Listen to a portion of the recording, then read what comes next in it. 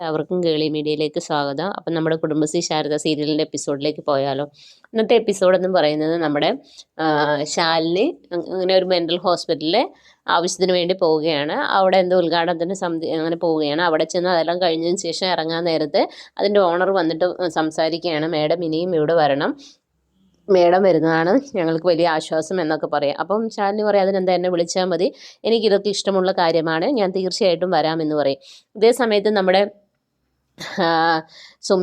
നമ്മുടെ ശ്യാമയും രോഹിത്തും കൂടെ രോഹിത്തിനെയും മറ്റൊരു കസ്റ്റഡിയിൽ വെച്ചിരിക്കുകയാണ് ഉപേന്ദ്രൻ. അങ്ങനെ ഉപേന്ദ്രൻ രജിസ്ട്രേയും കൂട്ടി ഉപേന്ദ്രനും സുസ്മിതയും വരികയാണ്. അങ്ങനെ രജിസ്ട്രാറെ അവിടെ ഇരുത്തുക, എന്നിട്ട് ഇവരെ കൊണ്ടുവരാൻ പറയും. അപ്പോൾ ഇവരിങ്ങനെ അലറി വിളിച്ചുകൊണ്ട് ഇവരെ തല്ലിയൊക്കെയാണ് താഴേക്ക് കൊണ്ടുവരുന്നത്. അപ്പം നമ്മുടെ ശ്യാമ പറയും, രോഹിത്തെ ഒരിക്കലും ഒപ്പിട്ട് കൊടുക്കരുത്, എന്തൊക്കെ സഹിച്ചാലും ഒപ്പിട്ട് കൊടുക്കരുതെന്ന് പറയും.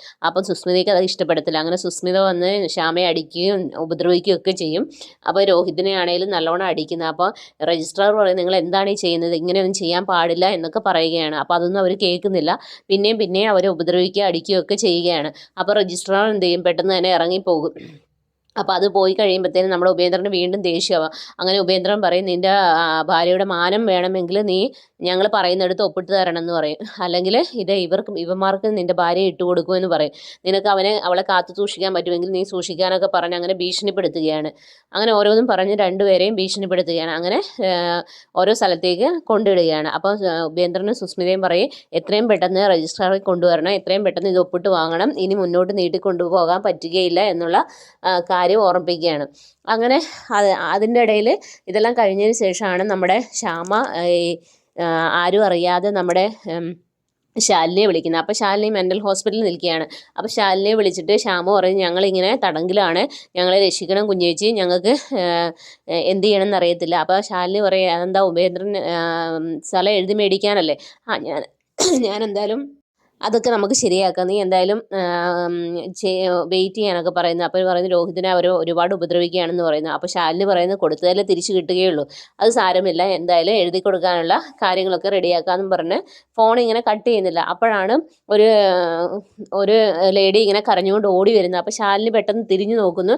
അപ്പോൾ പുള്ളിക്കാരി ഭയങ്കരമായിട്ട് അലറി കരയുകയാണ്. ഇങ്ങനെ കരഞ്ഞ് മറ്റുള്ളവരോട് എനിക്ക് ഭ്രാന്തില്ല എന്നൊക്കെ പറയുകയാണ്. അപ്പോൾ പെട്ടെന്ന് ശാലിനി നോക്കുമ്പോഴത്തേനും കണ്ണിലേക്ക് നോക്കുമ്പോൾ ചേച്ചി എന്ന് പറയുകയാണ്. അപ്പോൾ പെട്ടെന്ന് തന്നെ ശ്യാമയോട് പറയുന്നത്, ശ്യാമ ഞാൻ പിന്നെ വിളിക്കാമെന്ന് പറഞ്ഞ് ഫോൺ കട്ട് ചെയ്യുകയാണ്. അങ്ങനെ ചേച്ചിയുടെ അടുത്തേക്ക് ഓടി ചെല്ലുകയാണ്.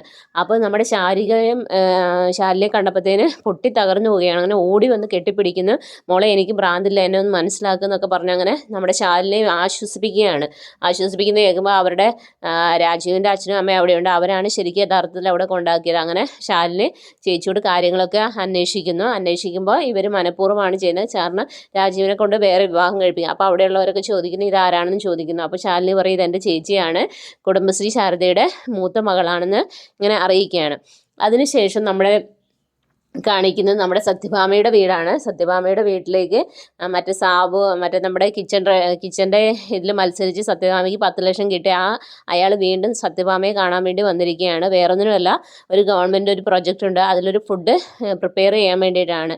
അങ്ങനെ സത്യഭാമ പറയും, എനിക്കത് പറ്റില്ല സാർ എന്ന് പറയും. അന്നേരം പറയല്ല, ഈ ഫുഡ് കോമ്പറ്റീഷനൊക്കെ ജയിച്ച ആളല്ലേ എന്ന് പറയും. അപ്പോൾ പറയുന്നത് ജയിച്ചതല്ല സാർ, ജയിപ്പിച്ചതാണെന്ന് പറയും.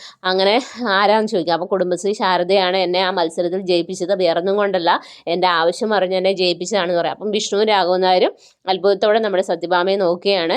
അന്നേരം നമ്മുടെ എന്താ പറയുക, സത്യഭാമ പറയും, രാഘവേട്ടന് ഇങ്ങനെ അസുഖമുണ്ട്, ഒരു 10 ലക്ഷം കിട്ടാൻ വേണ്ടി എന്നെ അവർ സഹായിച്ചതാണെന്ന് പറയാം. അങ്ങനെയാണ് ഇന്നത്തെ എപ്പിസോഡ് അവസാനിക്കുന്നത്. അപ്പോൾ നാളത്തെ എപ്പിസോഡിന് എല്ലാവരും വെയിറ്റ് ചെയ്യുക. അപ്പോൾ okay, bye bye, thank you.